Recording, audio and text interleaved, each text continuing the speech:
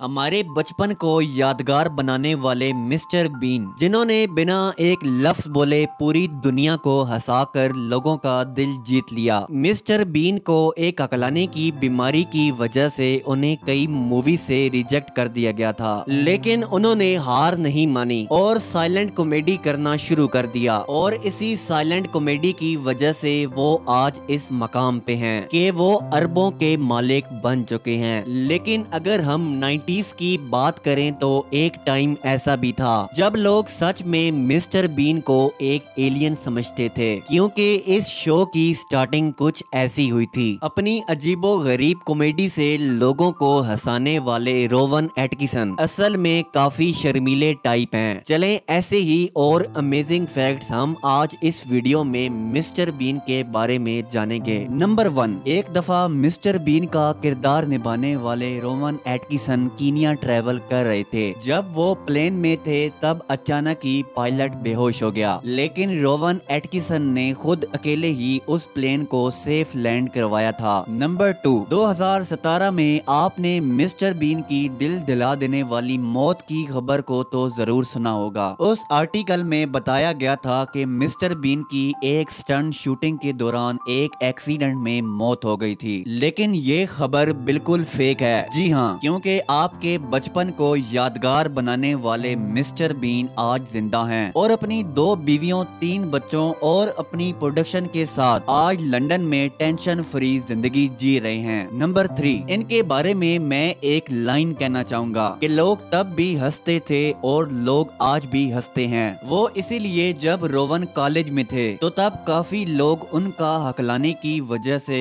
उनका काफी मजाक उड़ाते थे, लेकिन ऑफ कोर्स तब की बात और थी और आज की बात कुछ और है। और आप यकीन नहीं करेंगे बिकॉज उन्होंने अपनी इसी बीमारी की वजह से अपना कैरियर बना डाला। लोगों का मजाक उड़ाने की आदत को उन्होंने अपना हथियार ही बना दिया और वो बचपन से ही अजीबो गरीब आवाजें निकालने के साथ साथ अजीबो गरीब मुंह बनाने का टैलेंट भी सीखने लग गए थे। और इसी को देखकर उनके दोस्त खूब हंसा करते थे और उन्हें हंसाता हुआ देखकर रोवन को बहुत मजा आता था और वो हर वक्त ये कोशिश करते रहते थे कि वो हर एक वर्ड को यूनिक अंदाज से बोलें। नंबर 4, रोवन एटकिंसन हमेशा से कॉमेडियन ही नहीं बनना चाहते थे, बल्कि वो एक इंजीनियर बनने का ख्वाब भी रखते थे और इसी वजह से उन्होंने ऑक्सफोर्ड के क्वीन कॉलेज में एडमिशन तक लिया, लेकिन किस्मत को शायद कुछ और ही मंजूर था। इस कॉलेज में रोवन की मुलाकात ब्रिटिश टीवी शो के जाने माने राइटर और डायरेक्टर रिचर्ड कर्टिस से हुई और यही वो पल था जब रोवन की लाइफ में एक बहुत बड़ा मोड़ लिया, क्योंकि रिचर्ड ने ना सिर्फ उन्हें मोटिवेट किया बल्कि उन्हें अपने इस यूनिक टैलेंट से भी आगाह किया और इसके लिए उन्हें एक man of the year award भी दिया गया। इतना फेम मिलने के बाद रोवन अब अपना कैरियर एक्टिंग में बनाने का सोच चुके थे, लेकिन अभी भी कुछ और होना बाकी था। अपने इस हकलाने की बीमारी जिसमें लोग एक लफ्ज को बहुत लंबा करके बोलते हैं, ये प्रॉब्लम रोवन के